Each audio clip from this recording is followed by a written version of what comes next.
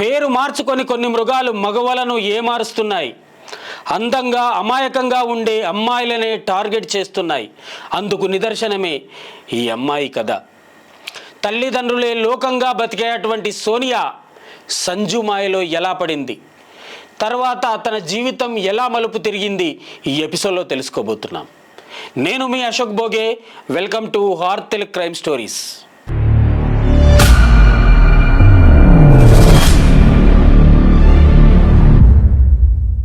సోనియా కుమార్ అనే అమ్మాయి వాళ్ళ కుటుంబం బీహార్ నుంచి ఢిల్లీకి వలస వచ్చి ఒక రెంటెడ్ హౌస్ లో ఉంటున్నారు. వాళ్ళ నాన్న పశువులకు దాన అమ్ముతుండేవాడు. వాళ్ళ అమ్మ వేరే వాళ్ళ ఇళ్లలో పని మనిషిగా చేసేది. ఆర్థికంగా వీళ్ళది చాలా పేద కుటుంబం కాబట్టి సోనియా కుమారి తన చదువును 10వ తరగతిలోనే ఆపేయవలసి వచ్చింది. కానీ సోనియాకు తన లైఫ్ లో ఏదైనా సాధించాలని, ఒక మంచి సొంత ఇల్లు కట్టుకోవాలని, ఏదైనా చేసి తల్లిదండ్రులకు సహాయం చేయాలని ఒక గొప్ప ఆలోచన ఉండేది. అందుకోసం తను కొద్దిగా డబ్బులు దాచుకొని ఒక స్మార్ట్ ఫోన్ కొనుక్కుంది. ఆ స్మార్ట్ ఫోన్ తో ఇన్స్టాలో రీల్స్ చేయడం మొదలుపెట్టింది. కంటిన్యూగా కాన్స్టాంట్ గా వీడియోలు చేయడం వల్ల తనకి మంచి వ్యూసే వచ్చాయి. దాంతో మంచి ఫాలోవర్స్ కూడా వచ్చారు. ఫాలోవర్స్ ఎక్కువ కావడంతో ఆమెకు పెయిడ్ ప్రమోషన్స్ కూడా వచ్చాయి. సోనియా కుమారి మెల్లిమెల్లిగా డబ్బులు సంపాదించడం మొదలుపెట్టింది. తన తల్లిదండ్రులకు చేదోడు వాదోడుగా ఉండేది. ఇలా ప్రశాంతంగా కొనసాగుతున్న తన జీవితంలోకి ఒక అనుకోని అతిథి ఎంటర్ అయ్యాడు. అతని పేరే భూత్, అంటే దయ్యం. ఆ దయ్యంతో తను రెగ్యులర్ గా మాట్లాడుతుండేది,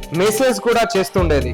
అన్నట్టు ఇక్కడ దయ్యం అంటే ఎవరో కాదు, ఆమె బాయ్ ఫ్రెండ్ అయిన సంజు అనే తన బాయ్ ఫ్రెండ్ కి నిక్ నేమ్ గా భూత్ అని పెట్టుకుంది. సోనియా కుమారి ఎప్పుడు చూసినా ఫోన్ లో ఎవరితోనో మాట్లాడుతుండేది, ఏవేవో వీడియోస్ పోస్ట్ చేస్తుండేది. కానీ సోషల్ మీడియాలో ఎంతో కొంత అమౌంట్ రావడం మొదలైందని వాళ్ళ తల్లి ఆమెను పెద్దగా పట్టించుకోలేదు. సోనియా వాళ్ళ తల్లి సోనియా శరీరంలో జరుగుతున్నటువంటి మార్పులను గమనించింది. కన్న తల్లిగా తనలో తెలియని ఆందోళన మొదలయ్యింది. తల్లిదండ్రులు ఒకరోజు ఆమెను హాస్పిటల్కి తీసుకెళ్ళి చెకప్ చేయించారు. ఒక్కసారిగా షాక్. ఆ చెకప్లో బయటపడ్డ భయంకరమైనటువంటి నిజాలు తెలుసుకొని ఆందోళనకు గురయ్యారు తల్లిదండ్రులు. ఎందుకంటే సోనియా అప్పటికే 5 నెలల గర్భవతి. పెళ్లి కాకుండా తన బిడ్డ 5 నెలల గర్భవతి ఎలా అయ్యింది? ఈ విషయం తెలుసుకొని చాలా ఆందోళనకు గురయ్యారు సోనియా తల్లిదండ్రులు. దీనంతటికి కారణం ఎవరు అని అడిగితే పక్క వీధిలో ఉండే సంజు అని సమాధానం చెప్పింది సోనియా కుమారి. అసలు ఈ సంజు ఎవరు అని ఫ్లాష్ బ్యాక్ లోకి వెళ్తే, ఈ సంజు అనే 21 ఏళ్ల అబ్బాయిది హర్యానా. అతని తల్లిదండ్రులు సంజుని ఇంట్లో నుంచి గెంటేశారు. దీంతో సంజు ఢిల్లీ వచ్చి చిన్న పనులు చేసుకుంటూ ఒక రెంటెడ్ హౌస్ లో ఉంటున్నాడు. ఈ సోనియా అనే అమ్మాయిని చూసి లవ్ చేయడం స్టార్ట్ చేశాడు. ఈ లవ్ స్టోరీ కాస్త చాలా దూరం వెళ్ళింది. చాలా సార్లు సోనియా వాళ్ళ ఇంట్లో ఎవరూ లేని టైంలో సంజు వాళ్ళ ఇంటికి వెళ్లేవాడు. పెళ్లి తర్వాత ఆడే ఆటలన్నీ పెళ్లికి ముందే ఆడడం మొదలు పెట్టారు. అలా అనేక సార్లు జరిగిన తర్వాత ఈ అమ్మాయి ప్రెగ్నెంట్ అయింది. తల్లి గమనించి చెకప్ చేయించిన తర్వాత ఆమె ప్రెగ్నెంట్ అని ఇంట్లో అందరికీ తెలిసింది. ఆ తర్వాత వాళ్ళ ఇంట్లో వాళ్లకు ఏం చేయాలో అస్సలే అర్థం కాలేదు. ఎందుకంటే అప్పటికే 5 నెలల గర్భవతి సోనియా కుమారి. సోనియా మాత్రం ఎప్పుడూ లేనంతగా వాళ్ళ తల్లిదండ్రులను ఎదురిస్తూ సంజయ్ నా భర్త అని భావించి తన హస్బెండ్ అయిన సంజు కోసం అతను బాగుండాలని పూజలు కూడా చేయడం మొదలుపెట్టింది. అలా 2 నెలలు గడిచిపోయాయి. కొంతకాలానికి అక్టోబర్ 2024లో సోనియాకు 7వ నెల. ఇదిలా ఉంటే అక్టోబర్ 21, 2024 రోజున సంజు సోనియాకి కాల్ చేశాడు. మనం ఎక్కడికైనా వెళ్లిపోయి పెళ్లి చేసుకుందాం, నాతో పాటు వచ్చే అన్నాడు. దాంతో సోనియాకి ఎక్కడ లేని ఆనందం వచ్చింది. తను ఇంతకాలం కోరుకున్నది సంజుని పెళ్లి చేసుకోవడం. ఈ రోజు అది తీరబోతుందని చెప్పి సోనియా ఆనందంగా తన దగ్గరున్న డబ్బులను, బట్టలను సదురుకొని బయటకు వచ్చేసింది. అర్ధరాత్రి టైంలో సంజు ఒక రెంటెడ్ కార్ తీసుకొని సోనియాను తీసుకొని అక్కడి నుంచి బయలుదేరారు. కార్ లో వెళ్తుంటే సోనియా మాత్రం భవిష్యత్ గురించి కలలు కంటూ తన జీవితం చాలా అందంగా ఉండబోతుందంటూ ఊహించుకుంటూ ఏవేవో ఊహల్లో తేలిపోతుంది. అలా వీళ్ళిద్దరూ కొంచెం ముందుకెళ్ళాక ఈ సంజు ఫ్రెండ్ అయిన పంకజ్ మరియు నితీష్ కూడా కారెక్కారు. కొంత దూరం ప్రయాణం చేశాక ఇప్పుడే మనకు పెళ్లెందుకు అనే ఒక కొత్త వాదన మొదలెట్టాడు సంజు. ఆల్రెడీ 7 నెలల గర్భవతిని అయినా ఇంకా ఇప్పుడు పెళ్లెందుకు అంటున్నావని చాలాసేపు సోనియా కుమారి సంజుతో గొడవ పడింది. సొంత వాళ్ళందరినీ వదిలేసి వీడే నా భర్త అని వస్తే ఇప్పుడు వీడేంటి ఇలా అంటున్నాడు అని చాలాసేపు అతనితో గొడవ పడింది. కొంతసేపటి తర్వాత వాళ్ళిద్దరి గొడవ కాస్త సర్దుమణిగి కూల్ అయిపోయారు. మొత్తం మీద ఎక్కడికైనా వెళ్లి ఒక రూమ్ తీసుకొని ఏదైనా గుడిలో లేదా రిజిస్టర్ ఆఫీస్ లో పెళ్లి చేసుకుందామని ఫిక్స్ అయ్యారు. అయితే అప్పటికే చాలా సమయం అయింది. ఏదైనా రెస్టారెంట్ లోకి వెళ్లి సెలబ్రేట్ చేసుకుందామని హైవే పక్కనున్న ఒక బార్ అండ్ రెస్టారెంట్ దగ్గర కార్ ఆపారు. ఆ బార్ లో సంజు, నితీష్, పంకజ్ ఫుల్ గా తాగేశారు. టైం దాదాపు 11 అయింది. వీళ్ళు ముగ్గురు కలిసి సోనియాతో పాటు మళ్ళీ ఆ కారులో ప్రయాణం చేయడం మొదలు పెట్టారు. నిర్మానుష ప్రదేశంలోకి కారు బయలుదేరింది. చుట్టూ దట్టమైన అడవి. ఆ ముగ్గురు తమలో తాము ఏదో ముచ్చటించుకుంటున్నారు. అది గమనించినటువంటి సోనియా తన మనసులో ఏదో ఒక తెల్లని దడ మొదలయ్యింది.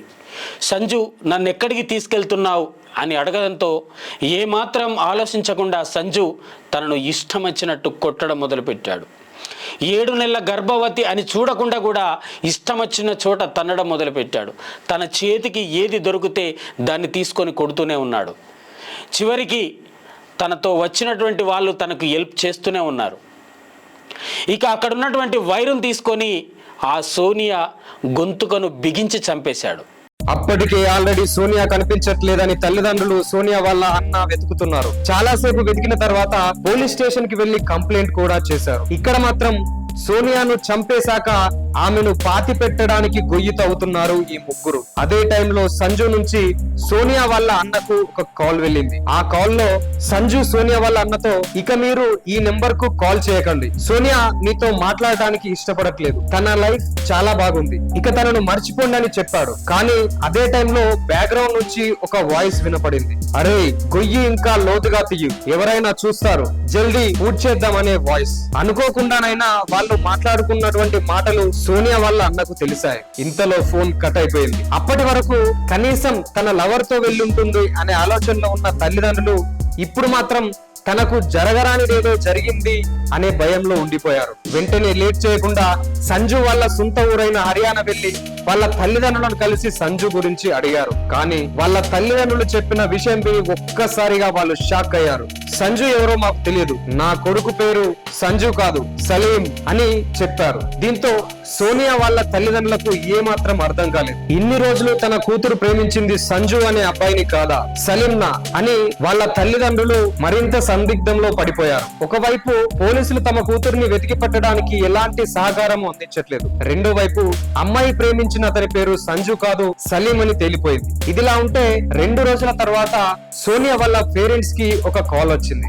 ఇక్కడ ఒక యువకుడు బాగా తాగిపోయి యాక్సిడెంట్ చేశాడు, ఇక్కడ దొరికిపోయాడు, అతని దగ్గర మీ కూతురు ఆధార్ కార్డు ఉంది అని చెప్పారు. వెంటనే వీళ్ళు ఈ విషయాన్ని పోలీస్ స్టేషన్ కి వెళ్లి చెప్పడంతో పోలీసులు అతన్ని అరెస్ట్ చేశారు. ఇక ఈ కేసుపై పోలీసులు ఇన్వెస్టిగేషన్ మొదలు పెట్టారు. సంజు అలియాస్ సలీం అని పిలువబడే ఆ వ్యక్తిని పోలీసులు తమదైన స్టైల్లో అడిగితే అసలు విషయం బయట పెట్టాడు. తన పేరు సంజు కాదని సలీం అని, ఆ అమ్మాయిని ట్రాప్ చేయడానికి పేరు మార్చుకొని ఆ అమ్మాయిని ప్రేమ పేరుతో మోసం చేశానని ఒప్పుకున్నాడు. మొత్తం మీద అమ్మాయిని వాడుకోవడానికి మాత్రమే దగ్గరయ్యాడు. కానీ అనుకోకుండా అమ్మాయి ప్రెగ్నెంట్ కావడం, ఆ తర్వాత ఒకవేళ సోనియా అనే ఈ అమ్మాయికి అబ్బాయి కానీ అమ్మాయి కానీ పుడితే ఖచ్చితంగా పెళ్లి చేసుకోవాల్సి వస్తుందని చాలా సార్లు అబార్షన్ చేయించుకోమని బతిమిలాడినా బెదిరించినా కూడా ఆమె వినకపోవడంతో ఇక ఇలాగైతే మొదటికే ముప్పొస్తుందని ఆ అమ్మాయిని చంపడానికి సిద్ధపడ్డట్టు పోలీసుల ముందు ఒప్పుకున్నాడు సలీం. తమ వీడియోకు లైక్ కొట్టాడని, తమ అందాల్ని పొగిడానని ఇలాంటి